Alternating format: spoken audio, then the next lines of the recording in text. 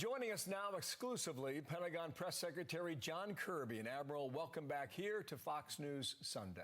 Thank you very much, Bill. Good to be with you. You are just back from Eastern Europe late last night, in fact. Did they believe an invasion is as likely as President Biden does? The leaders that we met with in Brussels, as well as in Lithuania, certainly in Poland, all see the situation the same way we do. They believe that Russia continues to make itself ready for another invasion of Ukraine. They are equally alarmed by it as we have been. Okay, a few observations on this. On Friday, President Biden said he was convinced it would happen. And then late on Saturday, the White House statement that was put out said it could invade. Now, that language might be slight, but it also might be significant and softer, too. Is it? Well, look, we've been saying for weeks now, Bill, that Mr. Putin continues to add to his capabilities and give himself options, and we've said it could happen any day now. I think we've been very consistent about that. And when you look at what we're seeing, Bill, and some of this is in plain sight. You could see it through commercial satellite imagery. He continues to, as the Secretary said yesterday, uncoil his forces and make them ready to poise to strike at any moment. So I don't think we're sort of hammering over individual pieces of rhetoric here. What we're seeing actually happen is Mr. Putin act on certainly what looks to be very clear intentions to invade Ukraine again. Okay. Let me try it a different way. Zelensky left his country on Saturday for Munich. Then he went home to his country last night without issue. Now there were fears that if Putin wanted to lock him out of his country, he would have done that. It did not happen. It's hard to know. What does that tell you? It's hard to know what Mr. Putin is thinking on any given moment. He has a huge array of military forces around Ukraine. He has a lot of options available to him. And I think, we wouldn't want to, speculate that just because Mr. Zelensky's out of the country for a few hours, that would be his moment. He has had many moments, and he has many moments going forward, Bill. He has options available to him. One of the options, of course, and you mentioned this a little bit earlier in the show, is diplomacy. And we hope that that's the option he chooses when his foreign minister gets to sit down with Secretary Blinken later in the week. Let me get to that in a moment here, but on the sanctions now, you heard Zelensky, right? I mean, heard a moment ago. He says, if you're telling me 100% it's going to happen, then what are you waiting for, suggesting NATO allies in the United States. So what are we waiting for? Look, we've said all along that these are going to be crippling sanctions, sanctions the likes of which we have not put in place before. They're going to be unprecedented. And we mean this as a very strong message to Mr. Putin and as a deterrent. If you pull the trigger on that deterrent, well, then it doesn't exist anymore as a deterrent. He has not conducted yet another invasion in Ukraine yet, and we still think there's time to prevent that. So it's supposed to be a deterrent. If you punish somebody for something they haven't done yet, then they might as well just go ahead and do it. So we're holding that in abeyance, and we're hoping that could affect the calculus of Mr. Putin. I think you said something in the middle of that answer. Can you characterize then how much activity there is behind the scenes to give Putin an off-ramp? There's been a lot. I mean, you just in the intro to this piece this morning, Bill, you showed the full court press by this administration to try to find a diplomatic path forward. And we have made serious proposals, obviously to be met by the Russians in a reciprocal way, but we've made serious proposals about ways that we can change things that we're doing in Europe to try to address the situation there and to try to address some of Mr. Putin's concerns. Obviously, some things are clearly off the table, but we've made serious proposals, and we want the Russians to respond in kind to that. What is off the table? Well, look, we've said that the issue of Ukraine's membership in NATO, that's an issue for Ukraine and for NATO.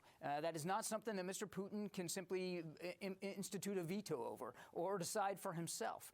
That kind of thing is again, between the alliance and Ukraine.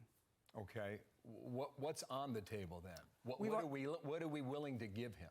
We have made serious proposals and talked about changing, for instance, the scope and scale of some of our exercises in Europe, being willing to talk about offensive missile capabilities in Europe.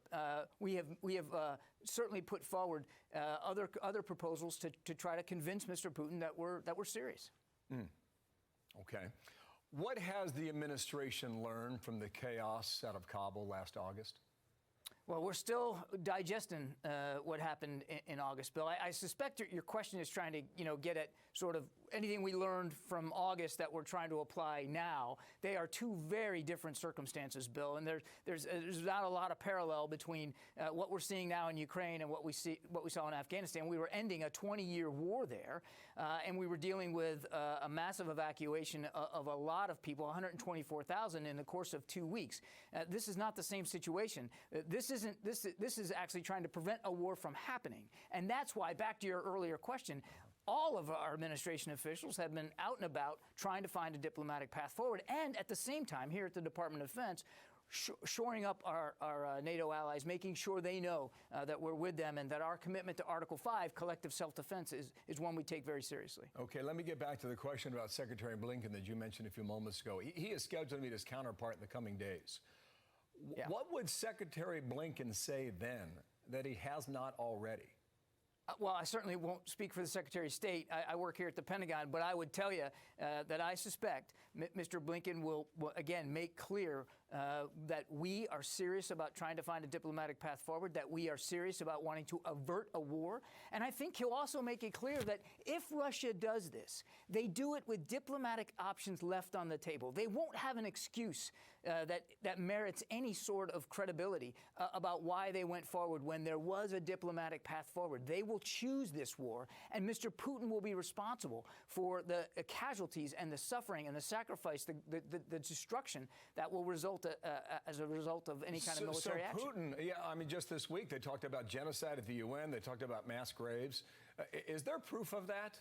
Or can you outright deny that? You have seen over the course of just that last week, Bill, these sorts of outrageous claims. I'm not going to get into each and every one of them, but it is absolutely right out of the Russian playbook. He may be moving X's and O's around the field right now militarily, but it seems like he's using the same old playbook. And I don't want to make light of this analogy. This isn't a football game. This is potentially war, and lives are at stake here.